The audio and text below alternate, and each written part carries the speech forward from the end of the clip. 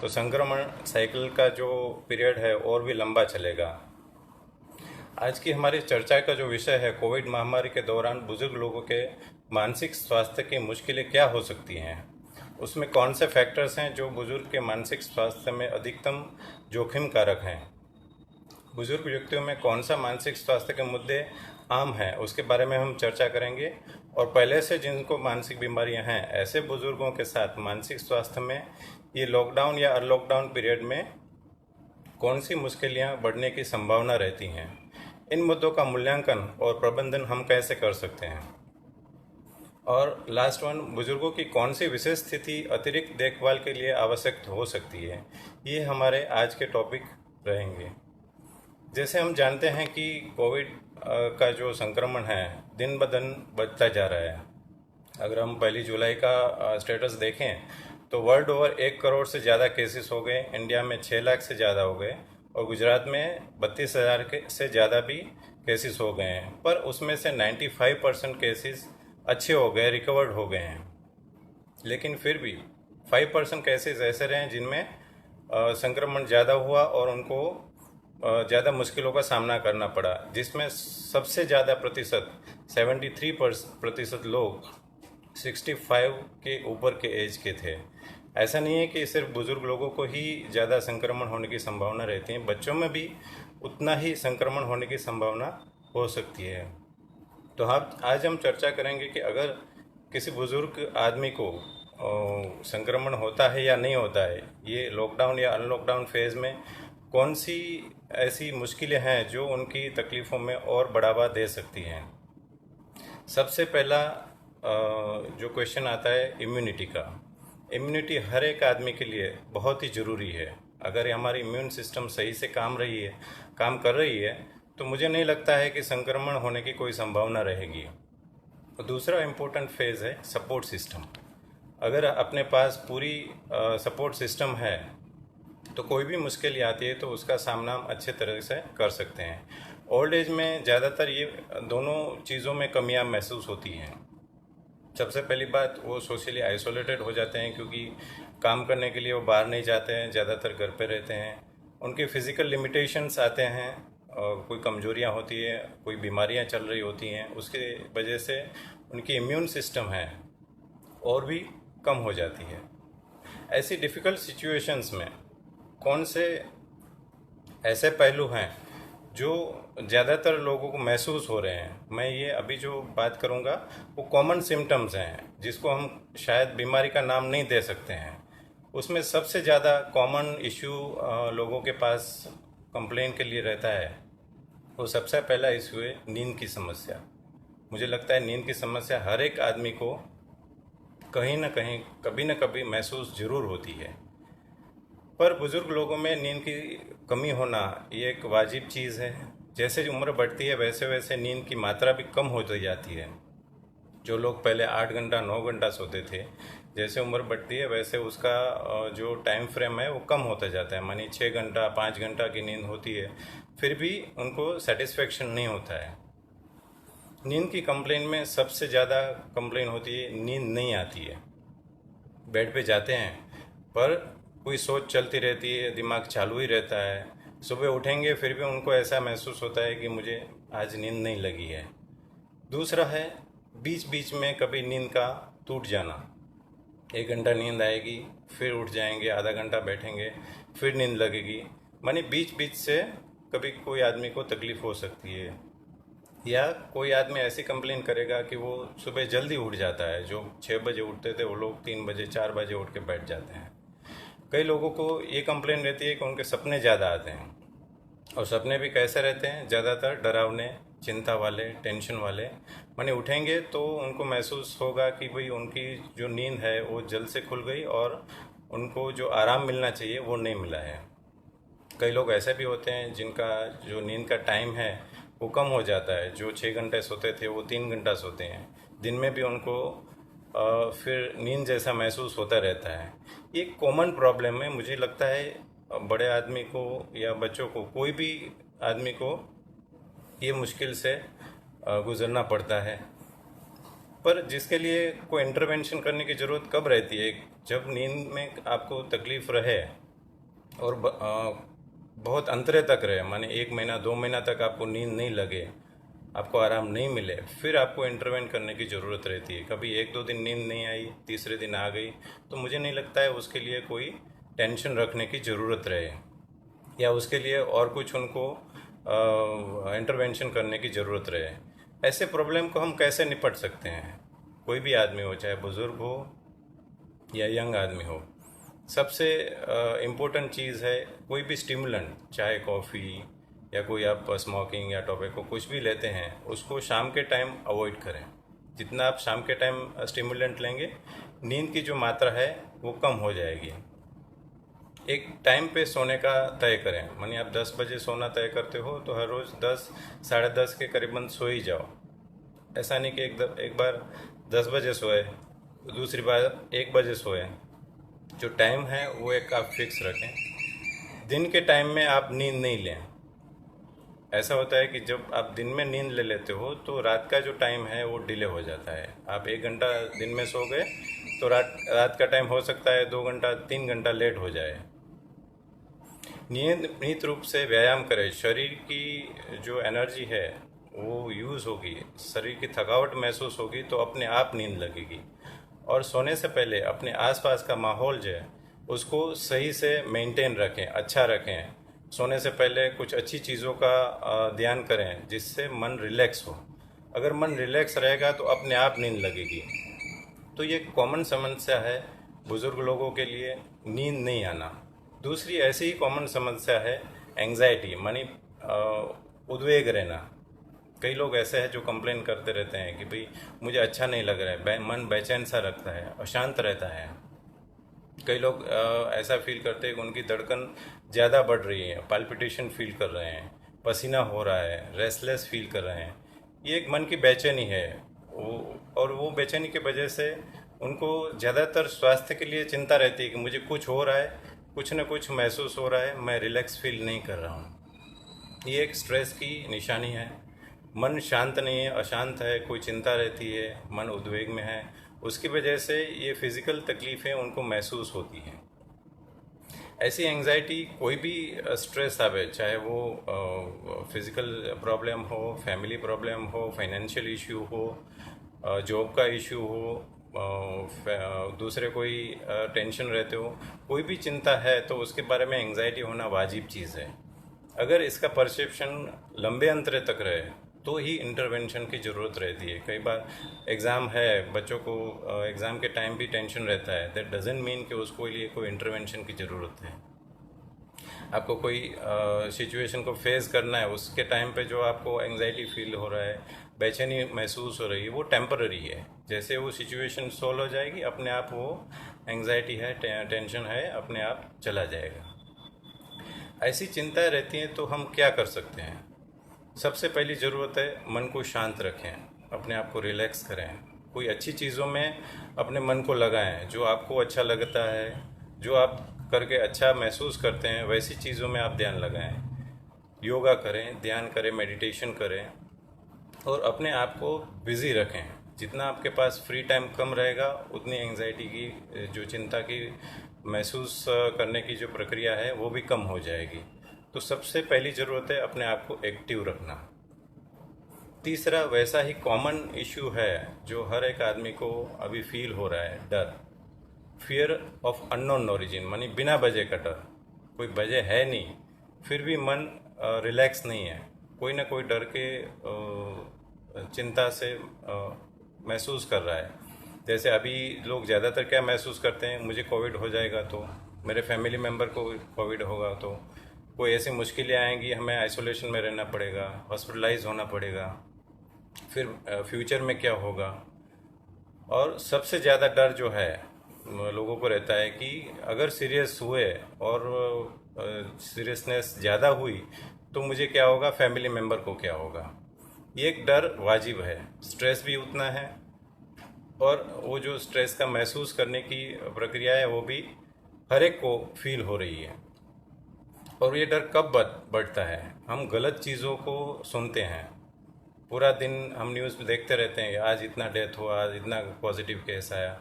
अगर वो हर बार आप सुनते रहेंगे तो मन में वही सोच चलेगी। अगर वही सोच चलेगी तो डर और ज़्यादा बढ़ेगा। तो ऐसे डर से कैसे बचें? पहली बात, अपनी जो जानकारी है वो सही लें। गलत जानकारियों को ध्यान नहीं दें, अफवाहों को ध्यान नहीं दें, और खुद को पॉजिटिव रखें। मेरी हेल्थ अच्छी रहे, मैं खुद के लिए ध्यान करूं, एक्सरसाइज करूं, अच्छी खुराक लूं, आराम सही से लूं, तो मुझे लगता है ये डर अपने आप से कम हो जाएगा। और बिज़ी भी रहें, ताकि फ्री टाइम नहीं रहे कि ऐसी कोई सोच अपने मन में आए। ये 3 चीज़ें कॉमन रही। और इसके अलावा कई लोग ऐसे भी हैं जिनको कंटिन्यूअस पेन की शिकायत रहती है। पेन मानी कोई भी, आज सर दर्द हुआ, कल बैकएक हुआ, दूसरे दिन हाथ पांव में दर्द हुआ, मानी कोई एक फिक्स जगह नहीं है। वो पेन के लिए आप कोई भी रिपोर्ट्स करवाएंगे तो रिपोर्ट्स भी नॉर्मल आएंगे। इसका मतलब भी क्या हुआ कि स्ट्रेस की वजह से आपकी जो नसें हैं वो सिकुड़ जाती हैं, टेंशन में रहती है, रिलैक्स नहीं हो पाती हैं। वो कंटिन्यूअस सिकुड़न जो है वो पेन के रूप से महसूस होती है। तो लंबे अंतर तक अगर पेन रहता है, दैट मीन्स आदमी को कोई ना कोई चिंता जरूर रहती है। तो ये कॉमन चीज़ हैं जो हर एक आदमी को कभी ना कभी महसूस होती है, जिसके बारे में हम कुछ सिंपल चीज़ों को ध्यान करेंगे तो मुझे लगता है वो टेंशन है, चिंता है, मुश्किलें हैं, अपने आप से रिजोल्व हो सकती हैं। कुछ लोग ऐसे भी हैं, अगर वो टेंशन ज़्यादा अंतरे तक रहता है, आदमी उसी में उलझा हुआ रहता है, तो कुछ बीमारियों के तौर पे उनको महसूस होता सकता है, जैसे कि डिप्रेशन।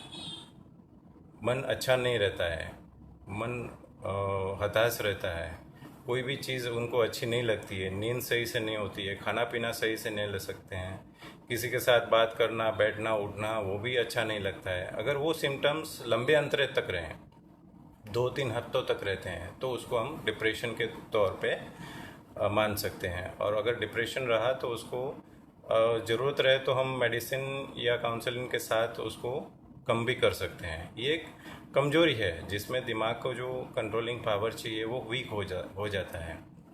वैसे ही दूसरी चीज़ें हैं जिसकी वजह से दिमाग जो है वो रिलैक्स नहीं हो पाता है। अगर ऐसी कोई स्पेशल चीज़ें हैं, फोबिया कंटिन्यूस रहता है, पैरानोया रहता है कई लोगों को, पोस्ट ट्रॉमेटिक स्ट्रेस डिसऑर्डर, मानी कोई भी ट्रॉमा हुआ है तो वही बारी बारी मन में वही चीज़ें याद आती रहती हैं। किसी का डेथ हुआ, किसी नियर आदमी है उनको एक्सीडेंट हुआ है, तो वही बार बार मन के अंदर चलता रहता है, जो मन को रिलैक्स नहीं करता है। ऐसी चीज़ें अगर किसी आदमी को महसूस होती हैं तो वो नज़दीकी कोई भी मनोचिकित्सक या कंसल्टेंट को कंसल्ट करके उसका सही से इलाज करवाएंगे तो वो सही हो सकता है। कुछ लोग ऐसे हैं जो हैबिट के शिकार हैं, मानी टॉपिक को लेते हैं, अल्कोहल लेते हैं, दूसरी स्मोकिंग करते हैं, तो ऐसी चीज़ें स्ट्रेस के टाइम में और ज़्यादा बढ़ जाती हैं। या अगर जो हैबिट है वो नहीं मिलती है उस टाइम पे उसको विड्रॉल सिम्टम्स भी आते हैं। कई लोग ऐसे ऐसे होते हैं जिन अगर उनका सेवन जो है हद से ज़्यादा रहता है और विड्रॉ हो जाता है तो विड्रॉल सिम्टम आते हैं, जिसके लिए हमें मेडिकल इंटरवेंशन की भी ज़रूरत रहती है। तो ये कुछ कॉमन बीमारी हैं जो बुज़ुर्ग लोगों में भी हम देखते आ रहे हैं अभी।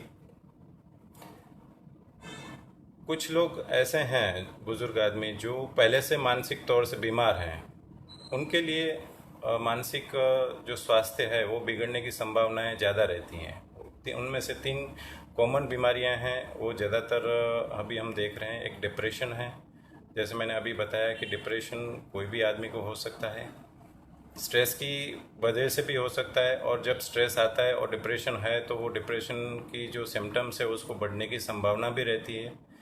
तो अगर उसकी सारवार जो दवाइयाँ हैं वो नियमित रूप से उसको मिलें, सही तरह से उसका काउंसलिंग हो, तो वो सिम्टम बढ़ने की संभावनाएं और भी कम हो जाती हैं। कोई लोग बुज़ुर्ग ऐसे हैं जिसको डिमेंशिया है, मानी वो भूल जाते हैं, फैमिली मेम्बर का नाम भी भूल जाएंगे, रास्ता भी भूल जाएंगे, अपना खुद का काम करना भी भूल जाते हैं। ऐसे डिमेंशिया मानी जो उम्र के हिसाब से ब्रेन के सेल्स हैं कम होते जाते हैं।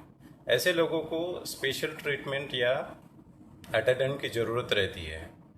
अगर वो अटेंडेंट उनको नहीं मिला या उनको जो वो केयर टेकर है वो अच्छे से मेंटेन नहीं कर पा रहे हैं, तो उनके सिम्टम बढ़ने की और भी संभावना रहती हैं। कुछ लोग जो फिज़िकल प्रॉब्लम में हैं और डिलीरियम फेज़ में रहते हैं, माने उनको कुछ पता ही नहीं रहता है वो कहाँ पे क्या कर रहे हैं, ऐसे डिलीरियम केसेस हैं, वो बढ़ने की संभावना भी इस टाइम में और ज़्यादा रहती है, क्योंकि सही से उनको इंटरवेंशन नहीं मिल रहा है। तो ये कॉमन चीज़ें हैं जो बुज़ुर्ग लोगों में सामान्य तौर पर हम अभी देख रहे हैं। कुछ कॉमन टिप्स मैं सब लोगों को बताना चाहूँगा, चाहे वो बुज़ुर्ग लोग खुद हों या उसके फैमिली मेम्बर हों या हमारे सर्कल में कोई नॉन हो, हमारे फ्रेंड सर्कल में और कोई हो, उनके लिए कॉमन टिप्स मैं देना चाहूँगा। बुज़ुर्ग लोग को हम क्या कर सकते हैं, हम उनको कैसे मदद कर सकते हैं। सही में उनको सही अगर जानकारी हम देंगे तो मुझे लगता है उनकी तकलीफ़ें हैं कम हो जाएंगी। मानी अभी जो महामारी चल रहा है कोरोना का, तो उसकी कोरोना के बारे में सही जानकारी मिले, क्या सिम्टम होते हैं, कैसे होता है, उसकी ट्रीटमेंट क्या है, उसका प्रिवेंशन क्या है, यह सही तरीके से उसको हम मालूम करें बताएंगे तो उनकी तकलीफ़ें होने की, एंग्जाइटी होने की, चिंता होने की संभावनाएं कम हो जाएंगी। हम एक सपोर्टिव की तरह उसके साथ बने रहेंगे। दूसरा, जो गवर्नमेंट गाइडलाइन, अभी गवर्नमेंट हर नए दिन कुछ नई नई चीज़ें आती रहती हैं, मुझे नहीं लगता है कि बुज़ुर्ग लोग उसको सही से जान सकते हैं। तो हम ही एक माध्यम हैं जो उनको सही गाइडलाइन बताएंगे तो उनकी तकलीफ़ें और भी कम हो सकती हैं। कुछ लोग को इमरजेंसी ज़रूरत भी रहेगी, जो मेडिकली कंप्रोमाइज्ड हैं, उनको मेडिकल इमरजेंसी में क्या करना चाहिए, कैसे वो मेडिकल इमरजेंसी को मैनेज करेंगे, किसको संपर्क कर सकते हैं, उनकी घरेलू ज़रूरतें हैं तो उसमें कौन लोग हेल्पफुल हो सकते हैं, इमरजेंसी ज़रूरत पे कोई फ़ोन नंबर उनको बता के रखें कि अगर ज़रूरत रहे तो इन लोगों को वो कांटेक्ट कर सकते हैं। ज़रूरतमंद दवाइयाँ उसके पास बनी रहें, ये एक इम्पोर्टेंट चीज़ है जिसको हमें ध्यान रखना बहुत ही ज़रूरी है। सभी लोगों को एक कॉमन सजेशन मेरा रहेगा कि जहाँ तक हो सके वो खुद एक्टिव रहें। जितना हमारे पास फ्री टाइम कम रहेगा, चाहे लॉकडाउन फेज़ था या अनलॉकडाउन फेज़ हो, हम जितना एक्टिव रहेंगे उतनी हमारी टेंशन होने की, चिंता होने की, मुश्किलें आने की संभावनाएं कम हो जाएंगी। आप कोई भी कार्य कर सकते हैं जो आपको अच्छा लगे, ऐसा ज़रूरी नहीं है कि यही काम आप करेंगे तो ही अच्छा रहेगा। कोई भी काम करो, फ्री टाइम है आपके पास, किसी न किसी चीज़ में अपने आप को बिज़ी रखो, ये सबसे बड़ा इम्पोर्टेंट पहलू है। बुज़ुर्ग लोग हैं तो उनको यही बताएं हम कि भाई जो नज़दीकी लोग हैं उनसे मेल जोल बनाए रखें, उनके कांटेक्ट में रहें, उनके साथ तालमेल रखें, ताकि उनका जो फ्री टाइम है, उनके पास जो वरीज़ हैं, चिंताएं हैं, वो शेयर कर पाएँ और दूसरों के साथ अपना तालमेल भी अच्छा बना के रखें। इम्पोर्टेंट चीज़ है, जितना ही हम नेगेटिव चीज़ों को ज़्यादा ध्यान करेंगे उतना ही हमारी तकलीफ़ें बढ़ेंगी। जितना हम अच्छी चीज़ों को, पॉजिटिव चीज़ों को ध्यान करेंगे तो अपने आप से हमारी पॉजिटिविटी बढ़ेगी और मन भी फ्रेश रहेगा। ये कुछ डूज़ एंड डोंट डूज़ हैं हर एक के लिए, जो सब लोग हम जानते ही हैं। कुछ विशेष स्थितियां हैं, स्पेशल सिचुएशन है बुज़ुर्ग लोगों के लिए, जिसके लिए हमें ध्यान बरतना और उनकी सावधानी रखना बहुत ही ज़रूरी है। कई बुज़ुर्ग लोग हैं जो आइसोलेशन फेज़ में जाते हैं, क्वारंटाइन फेज़ में जाते हैं, उस टाइम पे उनको अकेलापन ज़्यादा महसूस होता है। कुछ कॉमन टिप्स हमें बता के रखें उनको कि वो किसी भी माध्यम से दूसरे लोगों के साथ, अभी तो बहुत सारी एप्लीकेशंस अवेलेबल हैं, टेलीफोन है, मोबाइल हैं, तो जो भी माध्यम है उसकी वजह से वो नियर और डियर उनके साथ अपना कांटेक्ट बना के रखें। अपनी दिनचर्या है वो नियमित रूप से उसका फॉलो करें और जितना हो सके अपने आप को बिज़ी रखें, व्यायाम करें और ज़रूरत रहे तो कोई भी नज़दीकी कांटेक्ट पर्सन हो उसके साथ मदद भी ले सकते हैं। डिमेंशिया के दर्दी जैसे मैंने अभी बताया कि उनको भूलने की बीमारी रहती है, तो एक बड़ी चुनौती है। कई लोग हम देखते हैं कि वो घर से बाहर निकल जाते हैं, पता नहीं रहता है कहाँ गए कैसे गए। तो वैसे लोगों के लिए एक स्पेशल केयर टेकर होना बहुत ही ज़रूरी है। अगर वो केयर टेकर सही से उसकी ध्यान करेगा तो ये तकलीफ़ें और भी कम हो जाती हैं। कुछ और लोग हैं जिसको हियरिंग की प्रॉब्लम है, विज़न का प्रॉब्लम है। कोई लोग हैं जो अकेले रहते हैं, वृद्धाश्रम में रहते हैं। कोई लोग जो ऐसे हैं जो बेड रिडन हैं, टर्मिनल बीमारियों के साथ चल रहे हैं। ऐसे लोगों को स्पेशल केयर की, हॉस्पिटलाइजेशन की या अटेंडेंट की बहुत ही ज़रूरत रहती है। वो अगर हम व्यवस्था अच्छे तरह से मेंटेन करें और जो भी केयर टेकर है उसको उसकी तकलीफ़ों के बारे में समझाएं, तो मुझे लगता है उनको मैनेज करना इजी भी रहेगा और उनकी तकलीफ़ें और भी कम हो जाएंगी। ये कुछ कॉमन चीज़ें हैं जिसको हर एक आदमी के लिए, चाहे बुज़ुर्ग हो या बड़े हो, हर एक को ध्यान करना बहुत ही ज़रूरी है। मुझे लगता है ये एक सामान्य तकलीफ़ तो नहीं है, फिर भी उसके बारे में अगर हम सही से जानेंगे तो उसके जो भी मुश्किलें हैं उसको हम अच्छी तरह से मैनेज कर पाएंगे। ये हर एक तकलीफ़ हर एक आदमी के लिए अलग हो सकती है। हर एक जो केयर टेकर है उसके लिए भी वो एक जिसको बोलते हैं कि अपना खुद का दिमाग लगा के उसको मैनेज करना हो सकता है। ये कॉमन चीज़ें और डूज़ और डोंट डूज़ का मैंने अभी दिखाया था, जो हर एक को पालन करना है। Thank you. Over to Suresh भाई।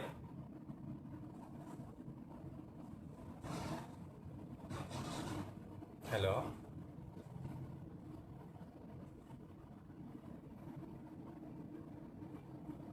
यस।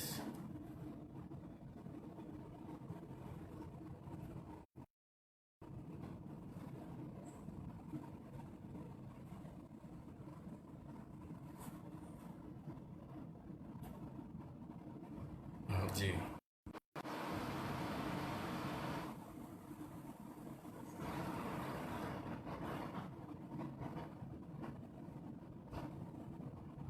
जी।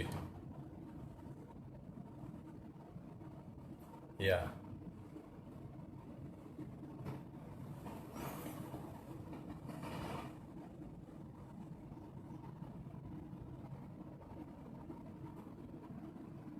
बिल्कुल।